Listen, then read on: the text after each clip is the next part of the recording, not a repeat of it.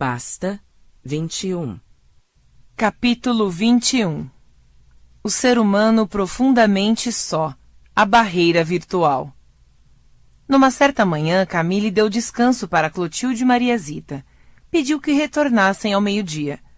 Foi para a cozinha e fez algo que lhe dava enorme prazer na adolescência: cozinhar. Estava particularmente alegre e querendo fazer uma surpresa para as duas empregadas. Preparou 3 pratos: estrogonofe com champignon, robalo com alcaparras e creme de milho. Fez também 2 sobremesas: mousse de chocolate e creme de mamão papaya. Fez o que mais amava, esperando que as 2 funcionárias gostassem. Quando elas chegaram e viram todos aqueles pratos na mesa do almoço, taparam as bocas e encheram os olhos de lágrimas. Camille acolheu-as, dizendo: "Obrigada por vocês existirem." "Fez um almoço para nós?" perguntou Mariazita, quase incrédula.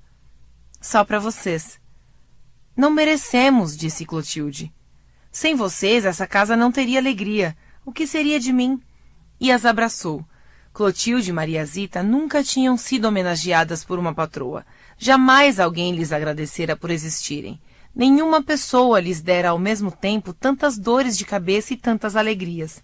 Camille era uma mulher única. No dia seguinte, teve mais uma sessão com Marco Polo. Ele gostava de elogiar o progresso de seus pacientes. Nenhuma melhora passava despercebida. "Parabéns, Camille. Sua melhora é significativa. Mas cuidado com os atores que estão alojados na ME, sua memória existencial. No centro, na MUC, você está reeditando rapidamente suas janelas traumáticas, mas sempre há, na periferia inconsciente, janelas traumáticas intocáveis que promovem as recaídas." "Eu sei, ainda hoje ressuscitei alguns vampiros." E, brincando com o psiquiatra, falou: "Mas lembre-se do que lhe ensinei. Crises são oportunidades."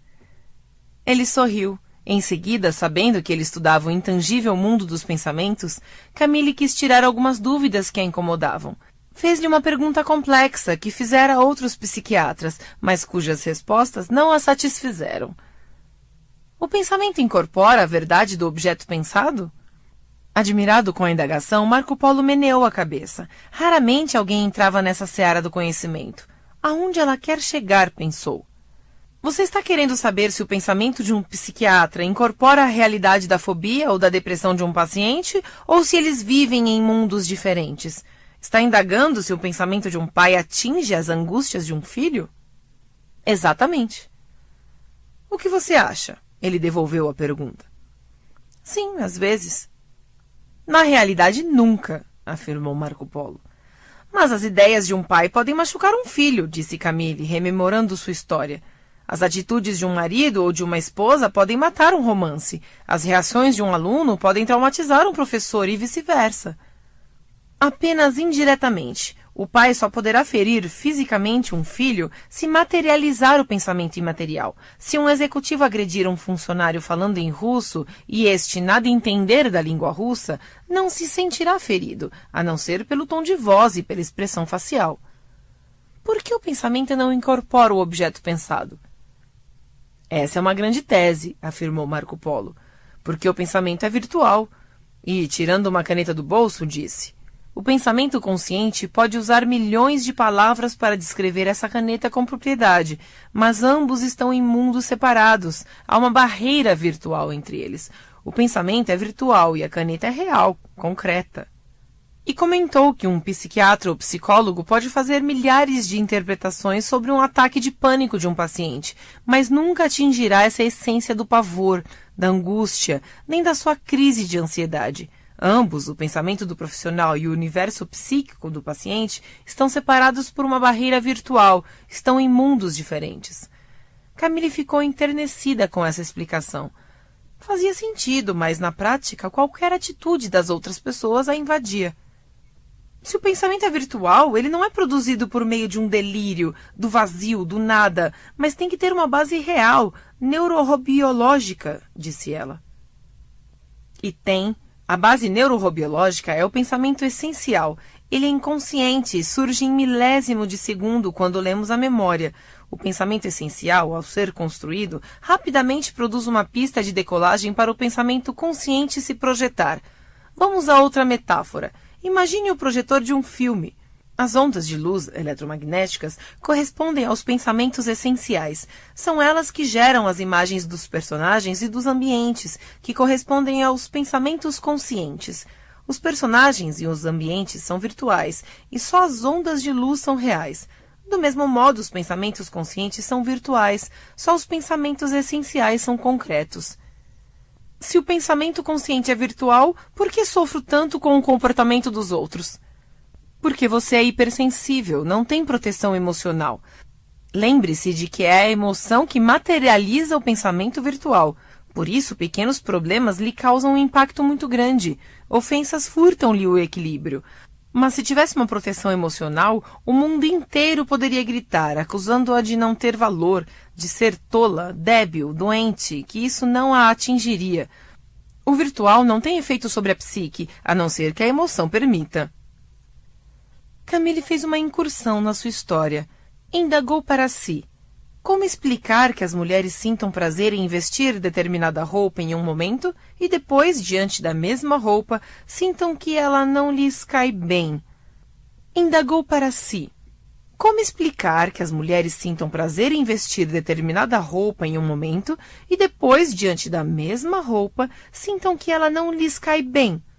A mesma roupa deveria produzir exatamente o mesmo prazer em dois momentos distintos, mas não produz.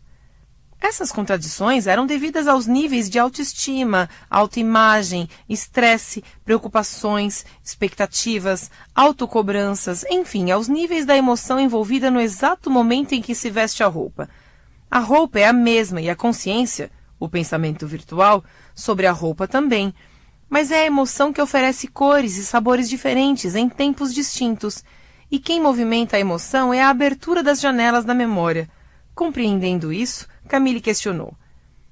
Mas devido à existência do gatilho da memória que dispara na frente do eu, abrindo janelas que promovem relaxamento ou tensão, alegria ou angústia, é possível ter plena proteção emocional? Você é muito esperta. A resposta é não. Como vimos, não somos livres para escolher nos primeiros segundos da leitura da memória e do desencadeamento das experiências. Só momentos depois o eu entra ou deveria entrar em cena para se proteger. Nesses momentos, as calúnias ou difamações só machucam se você permitir, ainda que não perceba que fez tal concessão. Discuti com alguns psiquiatras se o pensamento deles incorporava as minhas mazelas. Fui incompreendida. Comentei com alguns amigos o tema e quase fui apedrejada. Sempre desconfiei que existisse essa barreira virtual.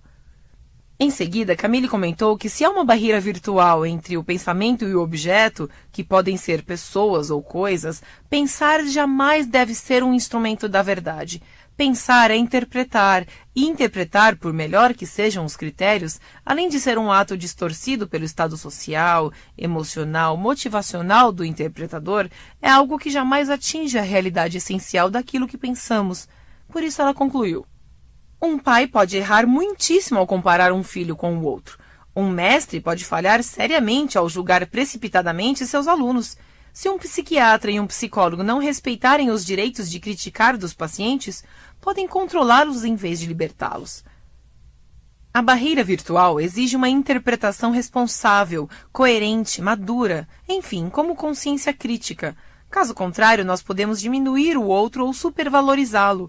Guerras, violências, suicídios, homicídios e discriminação são produzidas porque o pensamento tem um poder que nunca teve, afirmou Marco Polo. Camille esfregou a mão direita na testa. Mais uma vez reconheceu seus comportamentos impulsivos. Usei muitas vezes o pensamento como sinônimo da verdade. Carreguei nas tintas, diminuí pessoas, julguei colegas, massacrei terapeutas, desrespeitei os limites da barreira virtual dos pensamentos. Feliz com a análise da paciente, Marco Polo comentou que o ser humano produz milhares de pensamentos diários com tanta facilidade que não percebe as armadilhas e implicações seríssimas do ato de pensar. E completou. Há mais de 70 milhões de pessoas com anorexia nervosa e bulimia no mundo. Escravizamos milhões de adolescentes por causa dos padrões tirânicos de beleza. Quem é belo? O que é ser belo? Quem estabeleceu que determinado padrão anatômico é sinônimo de felicidade e autoestima sólida? As modelos têm mais transtornos emocionais do que a média das mulheres. Eu engordei na minha adolescência, canalizava minha ansiedade no ato de comer. Sentia-me horrível. Depois fiquei anoréxica, cortei drasticamente o alimento. Vivia em guerra com a comida e com o espelho. Era triplamente solitária. Primeiro, pela barreira virtual. Segundo, pelo sentimento de abandono do meu pai. E terceiro, porque me abandonei.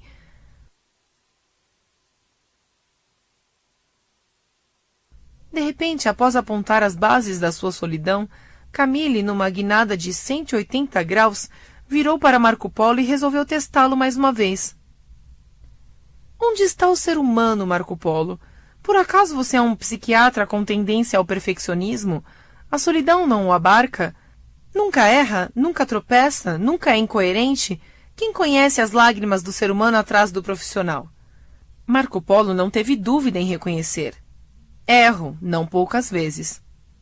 E contou uma de suas falhas. Certa vez, uma das minhas filhas me disse: Papai, você dá tantas conferências e atende tantos pacientes, mas não tem conversado comigo ultimamente.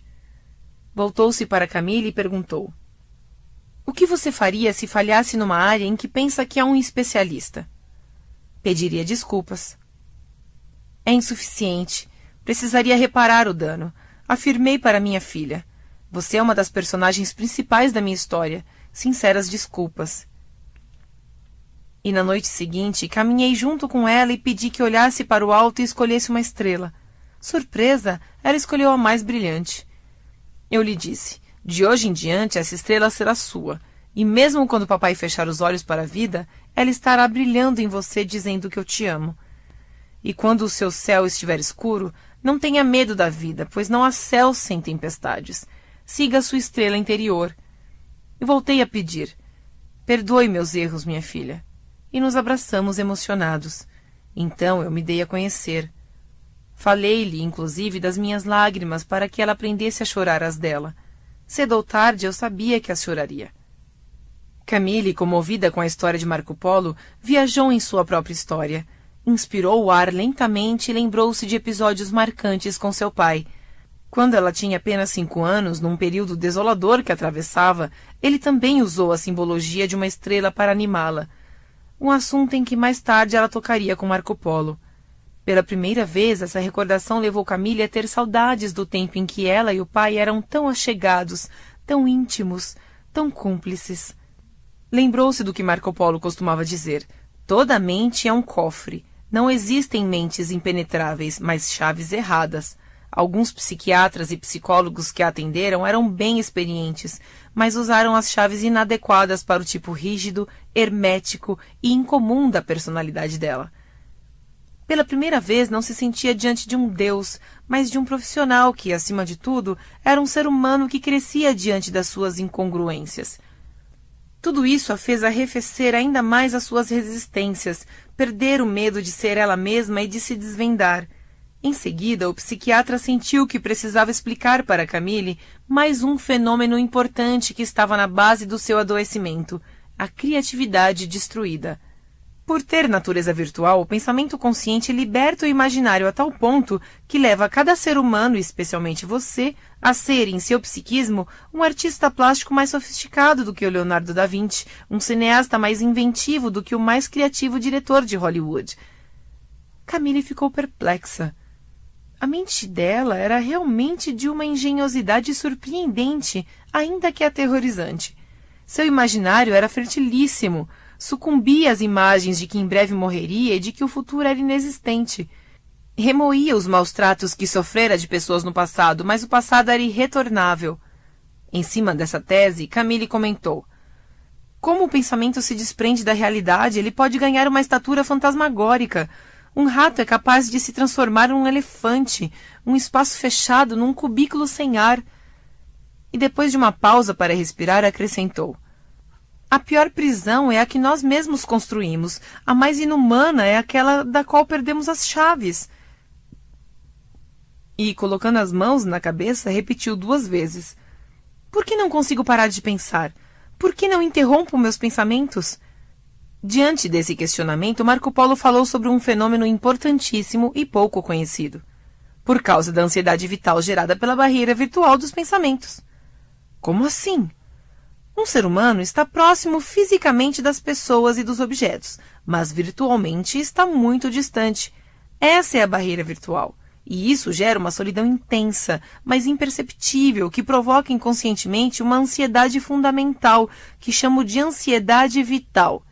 Essa ansiedade vital é saudável e impele, induz e estimula uma construção ininterrupta de pensamentos com o objetivo de romper a própria barreira virtual e assim tentar tocar a realidade essencial das coisas e das pessoas, uma tarefa impossível. Só rompemos a barreira virtual quando beijamos, acariciamos e tocamos alguém. Por isso o toque é importante. Observando que Camille ainda estava confusa, Marco Polo usou mais uma metáfora para explicar o fenômeno. Disse que, ao assistir um filme, o espectador e os personagens estão em mundos distantes. Se ela quisesse romper a barreira virtual, teria que entrar dentro da tela e participar das cenas. Algo impossível. No mundo real, também não é possível tocar ou assimilar as pessoas com o pensamento, porque ele é de natureza virtual. Cria-se com isso uma ansiedade vital inconsciente que leva à construção de novos pensamentos para fazer continuamente essa tentativa. Era difícil para Marco Polo explicar esse assunto, por se tratar de uma das áreas mais complexas da sua teoria, um dos fenômenos mais sofisticados da mente humana. Não exigiu que ela o entendesse plenamente. Ele só queria enfatizar que a barreira virtual nos levava a pensar contínua e desesperadamente milhares de vezes por dia em nossos filhos, amigos, futuro, passado, projetos, sonhos, problemas. A solidão virtual era uma das causas inconscientes mais importantes para que a mente humana se comportasse como uma fábrica ininterrupta de construtos intelectuais e emocionais, fantasias, imagens mentais, ideias. Camille suspirou. Ficou impactada com essa abordagem. Finalmente entendia por que era uma usina de pensamentos que não descansava. Inteligente, concluiu. Quando ficava na varanda da minha casa, dia após dia, mês após mês, desenhando imagens mentais e pensamentos perturbadores ligados à infecção por vírus, à parada cardíaca, ao politraumatismo produzido por acidentes imaginários, no mundo que movimentava toda essa construção, era a barreira virtual e a ansiedade vital, portanto fenômenos saudáveis. O que era doentio eram os resultados, os conteúdos, pois eram construídos a partir de janelas traumáticas. Excelente conclusão. Mas é uma conclusão muito triste. Pais estão infinitamente distantes dos seus filhos, amantes ficam em mundos separados. Há um antiespaço em nossas relações. Parece triste, mas é assim que somos, é assim que funcionamos. Tanto um adolescente com síndrome de Down quanto um cientista, uma criança ou um idoso movimentam criativamente seu psiquismo a partir destes e de outros fenômenos. E por sermos assim, procuramos ansiosamente um ao outro, bem como procuramos a nós mesmos. E ainda por sermos assim, as pessoas se unem, têm amigos, sentem saudades, distribuem afetos, retribuem, têm prazer em ser altruístas. E, claro, também sentimos ciúmes, inveja, causamos intrigas. A solidão decorrente da barreira virtual se torna, portanto, um combustível para toda a produção psíquica. Sentimos a cada momento que nos falta algo. Eu sou um ser humano faminto, estou sempre à procura de algo que não sei definir, refletiu Camille, que teve importantíssimos insights, inimagináveis descobertas. Navegava dentro de si mesma. Marco Polo a alertou. Mas você deve entender que não apenas o conteúdo dos pensamentos e das imagens mentais podem ser doentios, mas a velocidade da sua construção também. Pensar com consciência crítica é ótimo. Pensar demais é uma bomba contra a saúde mental. Gera-se a síndrome do pensamento acelerado. Camille sabia disso muito bem. Sua mente era agitadíssima, vivia fatigada, irritadiça. Ela tinha dores de cabeça, dores musculares e déficits de memória por pensar excessivamente. Com essa explicação, descobriu que era vítima de duas grandes síndromes que estavam na base das suas doenças clássicas, como a depressão, a síndrome do pânico, a obsessão, as fobias, a síndrome do circuito fechado da memória e a síndrome do pensamento acelerado. Entendê-las foi esclarecedor, foi estender algumas das áreas mais ocultas da sua psique. Segundo essa tese, aqui há outro erro de Sartre, disse o psiquiatra. Temos o direito de escolher o pensamento? Sim. Mas esse direito é pleno? Não. Ele está comprometido pela ansiedade vital. Pensar não é apenas uma opção do Homo sapiens, mas uma inevitabilidade. Essa tese traz um grande alívio. Faz com que eu não me culpe por ser mentalmente engenhosa, ainda que essas construções me assombrem. Sentindo o prazer de estar relaxada, Camille rapidamente fez uma síntese na sua mente das críticas de Marco Polo à tese do homem como dono do seu próprio destino. Contabilizou que havia mais do que 6 argumentos que conspiravam contra ela. Recordou a ação do fenômeno RAM, registro automático da memória, do gatilho da memória, do cárcere das janelas traumáticas, da síndrome do circuito fechado da memória, da operação do fenômeno do auto-uso, da ansiedade vital gerando a inevitabilidade do ato de pensar, das distorções espontâneas do processo de interpretação e da impossibilidade de se deletar a memória. E, expressando um suave sorriso, ela perguntou, mas me responda, ninguém consegue interromper a construção dos pensamentos. Marco Polo respondeu que não, que mesmo quando dormimos há uma plasticidade construtiva nos sonhos. Nem as melhores técnicas de meditação são capazes de interromper a construção dos pensamentos, no máximo a desaceleram. Camille entendeu que a própria tentativa de interromper os pensamentos já era um pensamento. Diante de toda essa abordagem, algo novo aconteceu. Pela primeira vez ela deu um sorriso suave para os absurdos que produzia em sua mente. Em vez de se condenar, de se achar uma doente mental, um intelecto falido, começou a admirar a brilhante diretora de um mês de terror que era. Relaxou por não se cobrar. Desacelerou seus pensamentos. Surgia um belo amanhecer depois de anos de tempestades. A fazenda Monte Belo conheceria a partir de agora outra face da personagem.